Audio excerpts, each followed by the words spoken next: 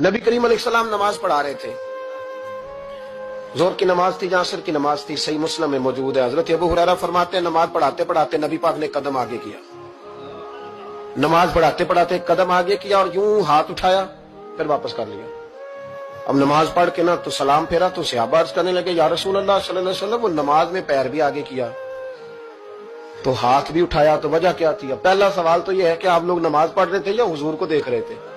تو صحابہ تو پہلے ہی بتاتے ہیں کہ بھئی ہم تو پہلی صف میں نماز اس لیے پڑھتے تھے کہ نماز بھی ہوتی رہتی تھی اور چپ کے محبوب کی دید بھی ہوتی رہتی تھی۔ حضور سے پوچھا یا رسول اللہ، وہ نماز پڑھتے پڑھتے قدم آگے بڑھایا آپ نے تو پھر پیچھے کر لیا، کیا تھا؟ اور ہاتھ اٹھایا تو پھر آپ نے نیچے کر لیا۔ تو نبی کریم فرمانے لگے نماز پڑھاتے پڑھاتے جب میں نے کہا نا سمی اللہ لمن حمیدہ، اچانک میری نظر اٹھی تو جنت میں چلی گئی، نظر اٹھی تو جنت میں، تیرے لیے 2-4 قدم عرش بری ہے۔